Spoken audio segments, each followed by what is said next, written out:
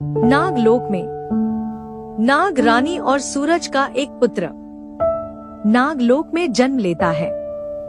नागरानी ने अपने बेटे को धरती लोक पर सूरज से मिलवाने का निश्चय किया। एक दिन नागरानी अपने बेटे को लेकर धरती लोक के एक छोटे से गांव में पहुंचती है। गांव में सूरज एक साधारण किसान का जीवन बिता रहा है।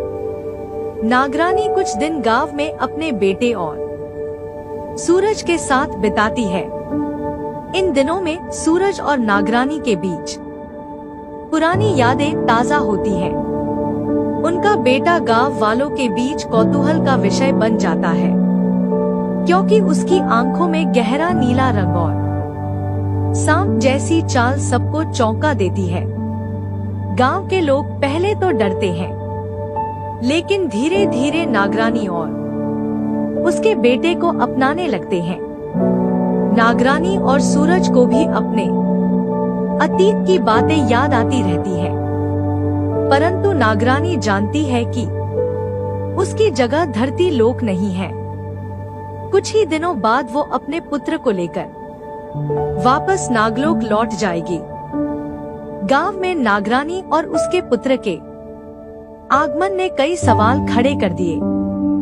गांव की बुजुर्ग महिलाएं उसे पहचानने की कोशिश कर रही थी, मगर नागरानी का सौंदर्य और उसका पुत्र का अलग रूप सभी को चकित कर रहा था। सूरज अपने खेतों में काम करता रहता, मगर उसका मन बार बार नागरानी के पास लौट आता। रात को जब गांव के लोग सो जाते, नागरानी अपने पुत्र को नागलोक की कहानियां सुनाती। उसका पुत्र भी सांपों जैसी आवाजों में हंसता। एक रात सूरज ने नागरानी से पूछा, तुम्हें वापस जाना होगा ना? नागरानी ने धीमे स्वर में उत्तर दिया, हाँ सूरज, मेरा स्थान नागलोक में है। मैं सिर्फ तुम्हें और हमारे पुत्र को मिलाने आई थी, मगर जब तक मैं यहाँ हूँ चाहती हूँ कि ये पल हमेशा के लिए यादगार बन जाए। सूरज उसकी आंखों में गहराई से झांकता रहा। उसे पता था कि नागरानी की बातें सच्ची हैं, मगर उसका दिल चाह रहा था कि नागरानी और उसका पुत्र यहीं उसके साथ रहे। अगली सुबह गांव के मुखिया ने सूरज को बुलाया और पूछा, सूरज, ये औरत कौन है और उसका बेटा गांव के बच्चों से अलग क्यों दिखता है? सूरज ने अपनी सच्चाई को छुपाते हुए कहा, वो दूर के रिश्तेदार हैं, कुछ दिन हमारे साथ ही रहेंगे। मगर गांव के कुछ लोग फुसफुसाते रहे। नागरानी को ये सब बातें सुनाई देती थी। उसने सूरज से कहा, मुझे लगता है कि हमें ज्यादा दिन यहाँ नहीं रुकना चाहिए। मेरे पुत्र को देख लोग सवाल पूछ रहे हैं। ये धरती लोक की प्रकृति है। सूरज ने दुखी होकर कहा, मगर मैंने अभी अभी उसे अपने बेटे की तरह महसूस करना शुरू किया है। गांव के कुछ बच्चों के साथ खेलते हुए नागरानी का पुत्र अचानक अपने असली रूप में आ गया। उसके सिर पर 2 छोटे नागफन उभर आए। बच्चों ने डरकर चीख मारी और गांव में अफवाहें फैल गईं कि सूरज के घर कोई नाग का बच्चा है। सूरज ने बेटे को छुपा लिया और नागरानी से कहा, गांव वालों को सच पता चल जाएगा तो हमें यहाँ से निकाल देंगे। क्या तुम्हारे पुत्र के पास ऐसी शक्तियाँ हैं कि लोग उसे देख भी ना पाए? नागरानी ने मुस्कुराते हुए कहा, हाँ, मगर वो शक्तियाँ नागलोक की धरोहर हैं। मैं उन्हें यहाँ उजागर नहीं करना चाहती। उस रात नागरानी ने अपने पुत्र को सिखाया कि कैसे अपनी शक्तियों को नियंत्रित करना है। नागरानी का पुत्र अपनी माँ की बातों को ध्यान से सुनता और उसके आदेशों का पालन करता। सूरज का मन 2 पार्टों में फंस गया। एक और उसका पुत्र था जिसे वो गले लगाकर हमेशा अपने पास रखना चाहता था। दूसरी ओर गांव की शंका जो उसके परिवार की शांति भंग कर सकती थी। रात को सूरज ने नागरानी से कहा, मुझे डर है नागरानी, गांव वाले बहुत जल्दी भड़कते हैं, कहीं ये सब देखकर वो हमारे खिलाफ न हो जाए। नागरानी ने सूरज का हाथ पकड़कर कहा, मैं तुम्हें और अपने पुत्र को कोई भी नुकसान नहीं पहुंचने दूंगी। अगर वक्त आया तो मैं नागलोक की शक्ति का इस्तेमाल करूंगी, लेकिन मैं चाहती हूँ कि ये कुछ दिन हम शांति से बिता पाएं। सूरज ने उसकी आंखों में देखा, उसमें एक माँ की ममता थी और एक नागरानी की चेतावनी भी। कुछ दिन बाद नागरानी ने देखा कि गांव वाले उसके पुत्र की असलियत जान गए हैं। मुखिया ने सूरज से मिलने आकर साफ कहा, सूरज, तुम्हें अपनी पत्नी और इस नाग पुत्र के साथ इस गांव को छोड़ना होगा। हमें डर है कि वो किसी अनहोनी को बुला लाएंगे। सूरज के पास कोई जवाब नहीं था।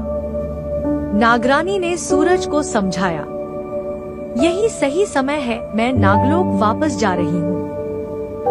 ये गांव तुम्हारा घर है, मेरा नहीं। मैं अपने पुत्र को लेकर जा रही हूँ, लेकिन वादा करती हूँ अगर तुम्हें मेरी जरूरत पड़ी तो मैं जरूर आऊंगी। सूरज की आंखों में आंसू थे। उसने अपने पुत्र को आखिरी बार गले लगाया। नागरानी ने एक आखिरी बार सूरज की ओर देखा और फिर अपने पुत्र के साथ जंगल की ओर चल दी। जंगल के बीच पहुंचते ही नागरानी ने अपनी शक्तियों का इस्तेमाल किया। एक नीली रोशनी फैली और वो दोनों नागलोक लौट गए। नागरानी अपने पुत्र के साथ नागलोक लौट आई। वहां का वातावरण एकदम अलग था। नीली रोशनी, सुनहरी नदियां और नागों की सभाएं।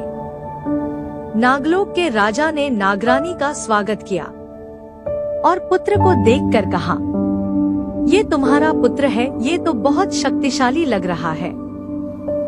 नागरानी ने सिर झुकाकर कहा, हाँ महाराज, ये सूरज और मेरा पुत्र है।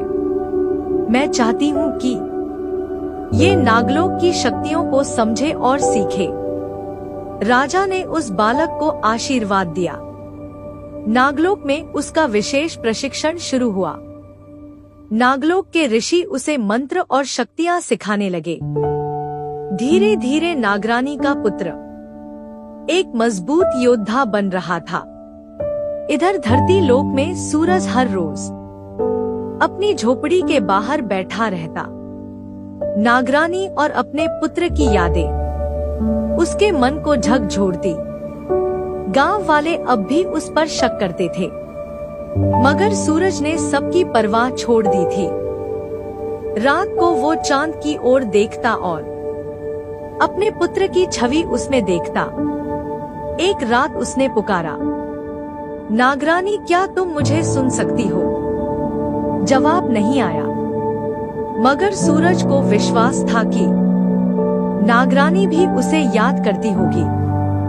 नागरानी का पुत्र अब नागलोक में अपनी शक्तियों को समझ रहा था, मगर उसके मन में बार बार अपने पिता सूरज की छवि उभरती।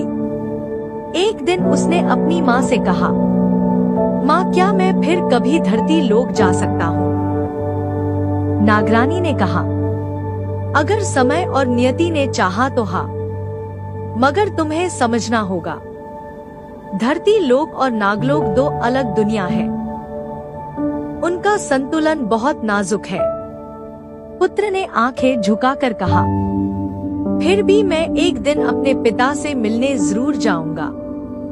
धरती लोक में एक रात सूरज के सपने में नागरानी आई। उसने कहा, सूरज, हमारा पुत्र बहुत शक्तिशाली हो चुका है।